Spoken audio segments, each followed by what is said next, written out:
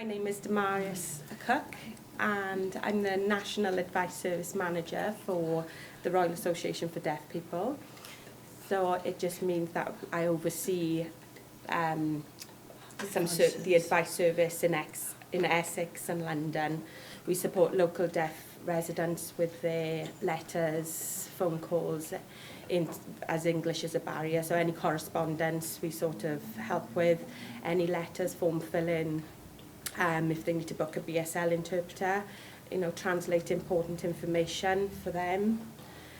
We also set up workshops, topic relevant to them. Recently we had a climate change, reading in newspapers really, not fully aware of what's really going on in Australia. So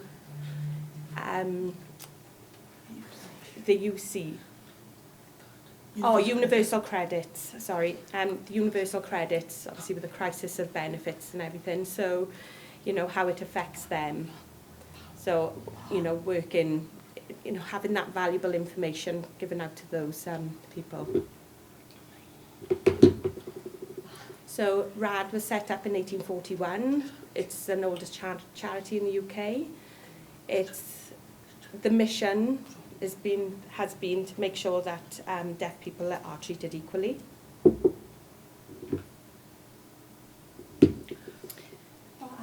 Just before I explain further, I do apologise if I'm nervous. I sign fast, so if you hear the interpreter rushing her words, it's because I'm signing fast and I'm nervous.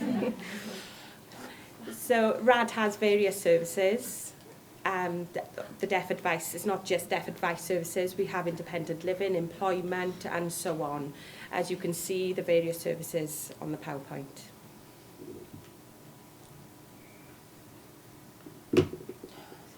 So, as Charles said, we work with the Home Office with the EU settlement scheme as a project. We support deaf EU nationals that would like to settle in the UK.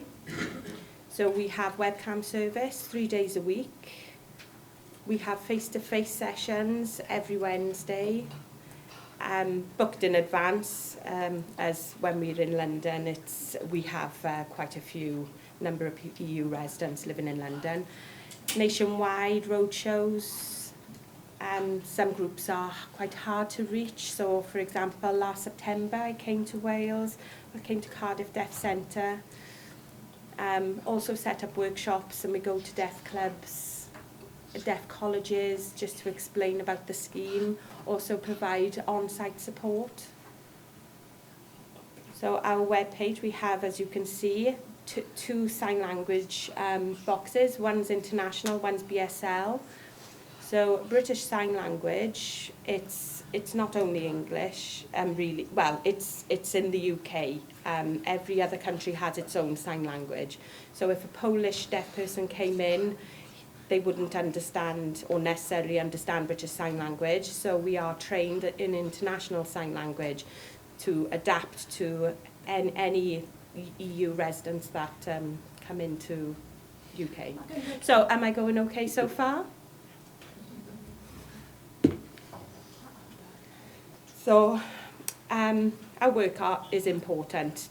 I'm an advisor, and my colleague Linda, both native BSL users, means deaf people can have access to information in their preferred language. However, if a deaf EU national, as I mentioned previously, if they have no understanding of British Sign Language, we can adapt to international sign language. Just to understand the idea and the process and the application procedure and what happens next, knowing what to expect. Also, we have to reassure clients, as you're all aware, Brexit, what's going on. It's quite confusing. So it's a lot of work on our shoulders, really, to try and get that information out and reassure people, because there's a lot of people worried that they will be deported.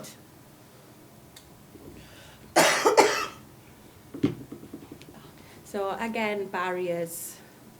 So as I mentioned earlier, you have a lot of uncertainty over Brexit, a lot of repetitive concerns really, repeat appointments, and sending out the applications online, having an auto reply email, and then they're wondering what it is because it's all it's all set in English language. So we're having to translate all the correspondence that's coming in, having to explain what it means, and every step, having to translate everything. Obviously deaf EU nationals, they have no idea and where to go for services. So having, I suppose, hearing local communities, that they're unable to access those, so they rely on word of mouth to understand that we are here for them. So it's very difficult. So the Home Office has a lot of TV adverts, mainstream TV, no subtitles, no on-screen interpreter. So again, it's not relevant to a deaf person as they're unable to understand it. So they're unsure if they need support, because there's nothing there. There's no promotional material. Everything seems to be in a much more jargonized English language. And so we need to have materials put in different languages, as they have done, but not BSL or international sign. So that is a barrier. And again, having that natural progression, where they have a settled status, they apply then for a British passport, but we're unable to support those. As soon as that settled application has been approved, that's at the end of our service. So then the support following that is unknown. So you'd have to go to a Citizen Advice Bureau, and then they would have to then book an interpreter and to apply for a British passport. So at the moment that's proving great difficulty and other issues. The project start, obviously there's a lot of confusion when it comes to Brexit, so it's just trying to reassure everybody. For me, the project will end in March, but the deadline to apply is June 2021. So where would the support be after? So I was recently at a Home Office conference. We were hoping we would have sort of additional funding to continue the project, but they couldn't give us an answer. So again, there's a lot of uncertainty whether we're having any grants, or so there's no transparency at the moment within the government. So again, it makes it more difficult for us because, it's not us who's the problem, which everybody seems to think, it's them. Also, I'm sure we're all in the dark when it comes to Brexit. What does it mean? What does it mean for us? What does it mean for us supporting the people that need it? Giving the advice, and how do we do that?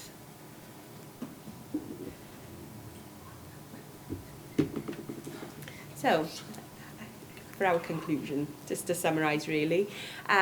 So any deaf people, please feel free to refer them to us. Also, your own organisations, have you maybe had conversations with your local deaf organisations, to find out, are your resources accessible to those who needs it? So please just contact the deaf organisations, and just plain English, easy read. There's a lot of jargon, and we all need to change it, and we need that promotional material, and we don't want any language excluded. And in addition, having those visual aids really help. Having a lot of pictures instead of constant words would be great. So, and again, additional support for deaf people. You have so many different options, and please feel free to contact me, and this is what I do and how we work. Okay, thank you very much.